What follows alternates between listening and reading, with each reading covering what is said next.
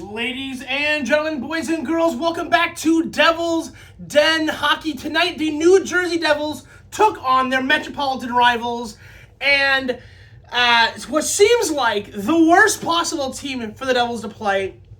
They take on the Philadelphia Flyers and lose 5-3 in regulation.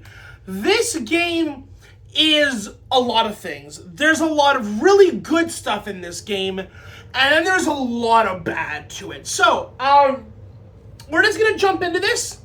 We're going to go period by period. I can't speak the English language tonight. And we're going to go through some things I thought we did good at, and some things I think that we shit the bed in. So, first period, let's just jump right into this. So, about 5 to 7 minutes into the first period, immediately the Philadelphia Flyers take a 1-0 lead. Owen Tippett scores his 100th NHL goal and his 200th NHL point. That's the kind of player you want on any team. 100 goals, 100 assists. He's a full-rounded player, and the Flyers take a 1-0 lead. But the good news is that what feels like the golden child right now of the New Jersey Devils, Simon Nemec scores another goal. He's been clutch for the last, I'd say, 5 or 6 games. Nemec scores assisted by Bratt and assisted by Hischier. So the game is now 1-1, and that gives Nemec his 6th goal this year. You'll love to see guys like Nemec shine, especially in the absence of Jack Hughes. So, we immediately move on to the second period. The first period really wasn't that bad. It really wasn't that bad. It was a lot of back and forth. Both teams had good chances. Both teams had good shots. It does suck that New Jersey couldn't seem to get a shot on net for the first half of the first period. But honestly, overall, the first period I don't think was that bad. Yeah, you want to drive the offense. Yeah, you want to get it in their end. But again, with a team only getting one shot in the first half of the first period and still coming out of that period 1-1, I think is a testament to how well on the back end New Jersey played. And even Markstrom, who we'll get to in a little bit, because I feel like he had a very weird game. It was very on and off. So, second period, and this is where the Devils seem to fall apart against the Flyers all the time. The Flyers score not 1, not 2, but 3 goals in a row to immediately make it 4-1. You got goals from Michkov. You had goals from Konechny. You had goals from Zegras. And the Devils are now down 4-1. There's something weird about the Devils, where they bring the pressure, they bring the offense, they bring the defense, and then they immediately take their foot off the gas for 5 to 6 minutes, and everything goes to shit. And I do mean everything. The forwards couldn't seem to get much on Vladar, the Flyers goaltender. The defense, especially Nemec and Luke Hughes, looked dreadful. And then Markstrom seemed like he couldn't make a save to save his life. Which is weird because you have moments in this game where Markstrom plays outside his mind. He plays like Vezina level hockey. And then there are moments where like I wouldn't trust him to save, like, the beach ball that I just inflated at the beach. So, the Devils are now down 4-1. But as the second period continues, Meier scores his 9th of the game on a power play. The Devils ended up going 1 for 4 on the power play tonight. It's 25%, which really is what you want to see. If you can keep your power play to 25 to 33% throughout the year, good on them.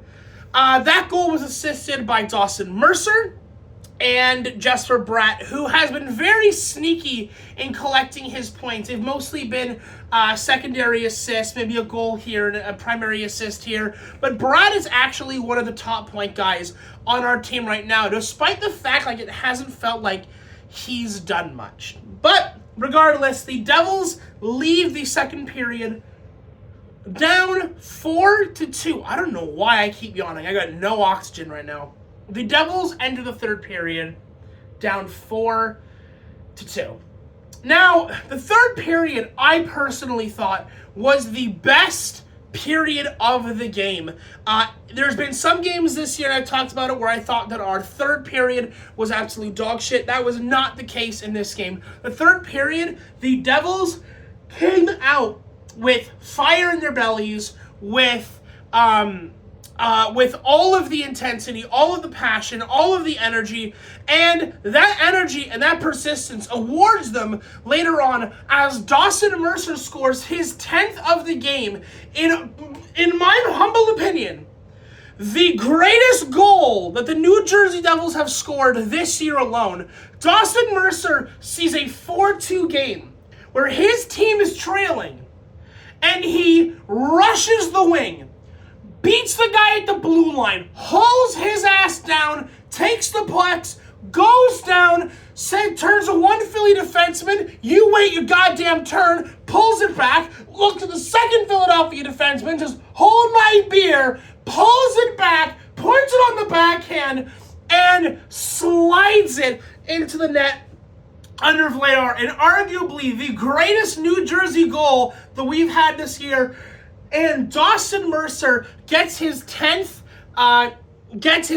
goal of the game. Fun fact, with that goal, Dawson Mercer is now tied with Jack Hughes for the #1 goal scorer on this team with 10 goals. One of the things that I love about New Jersey, one of the things that I feel like everyone overlooks, is you've got teams like Edmonton, or you've got teams like Colorado, where you know that guys like McDavid and McKinnon are going to have like 30 points in 20 games, right? And you're always going to see one or two of these guys on any one of these teams just excelling, not only over their team, but over the rest of the league.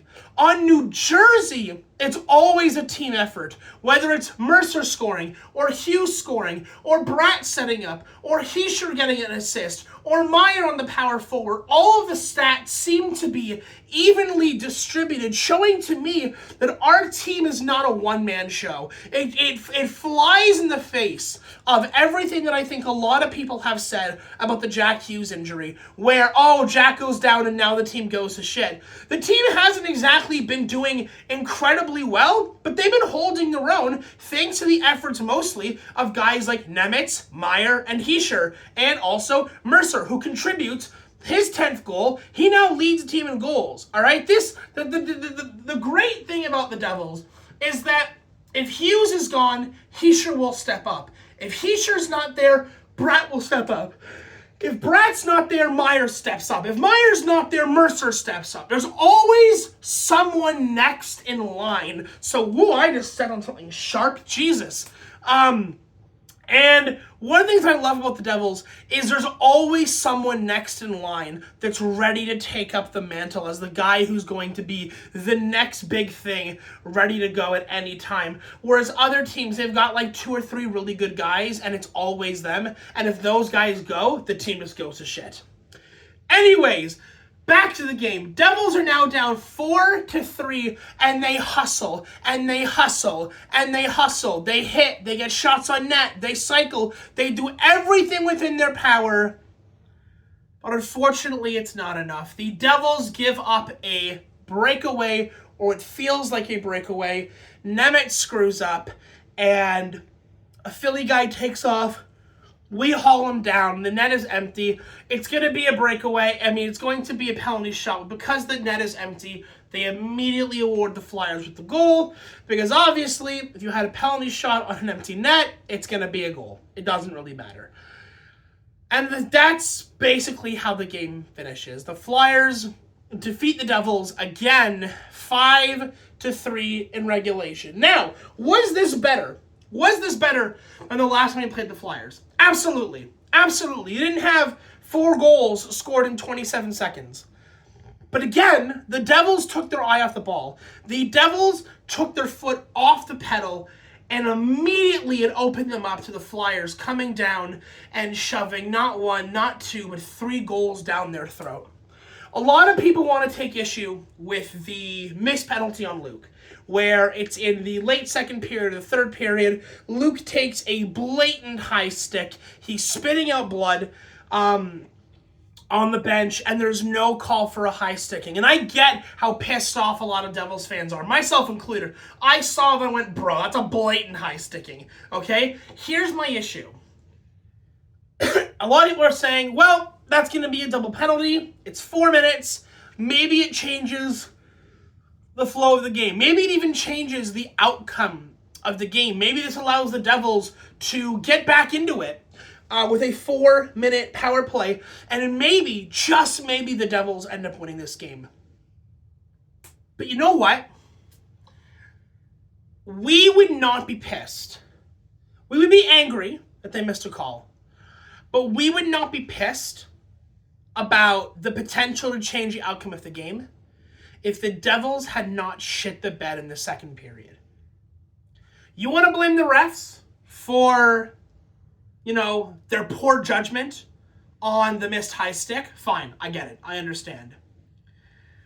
But you know what would have been better? If the Devils had just done their jobs in the second period.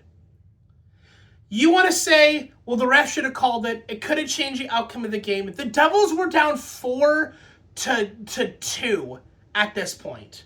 Okay? Maybe even 4-1 at this point.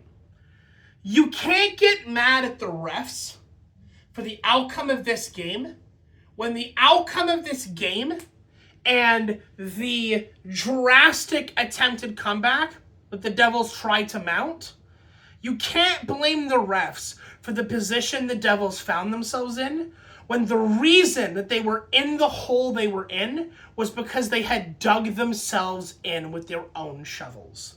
Okay? I get it. People get pissed off at referees. I have also gotten pissed off at referees. I've made entire videos on this channel about literally titled "The NHL Doesn't Care About Headshots." I understand the anger that a lot of people have toward referees, but it wasn't the refs that dug the Devils into a 4-1 deficit. It wasn't the refs that forced the Devils to try to come back. It wasn't the refs that took their eye off the puck. It wasn't the refs that took their pedal off, their foot off the pedal. It was the Devils. The Devils dug the hole for themselves, and now they have to climb out. Does it hurt that the refs miss a penalty and maybe allowing the Devils get back into it? Maybe. But let's remember that third period, the Devils had like 4 minutes of a power play. Not including the Timo Meier goal that was scored on the power play. The Devils had 4 minutes of a power play in the third period, in the tail end of the third period, and they didn't score. So, sure, maybe they call the penalty on Luke, and the Devils get 2 to 4 minutes on the power play. Maybe they score. Maybe they don't. Because we had 4 minutes of a power play, or 2 power plays, 2 minutes each, or 4 minutes on the power play at the tail end of the third period, and nothing came of it. Yeah, that's just my 2 cents. If you agree or disagree, let me know in the comments. I'm always curious and interested to see what you guys think. And I know that there's many people who I talk to on a regular basis online about the Devils and points of view, and I get disagreements all the time. So if you do disagree, let me know in the comments. I'll be interested to hear your guys' take. One last thing I want to add in here. Jacob Markstrom. I mentioned earlier how Jacob Markstrom played unbelievable at points in this game. At other points in this game, he looked like shit. And I don't know what's going on with Markstrom, because it feels like we either get Vezina-level goaltending from Markstrom, or we get even AHL players would put up a hat trick on him. I don't know what's going on with him. I don't know if it's just the technical stuff he needs to work on. I don't know if it's a confidence issue. I don't know if it's he lets one in, it's not a big deal. But it seems like every time Markstrom enters the crease, the Devils allow 3 to 4 goals a game. And to be clear, not all of these goals were on Markstrom. You don't blame the goalie, okay?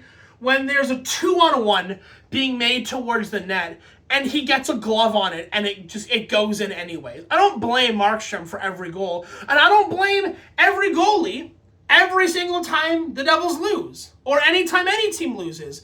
It could be that you've got guys that are making, 40-plus saves and the team loses 1-0.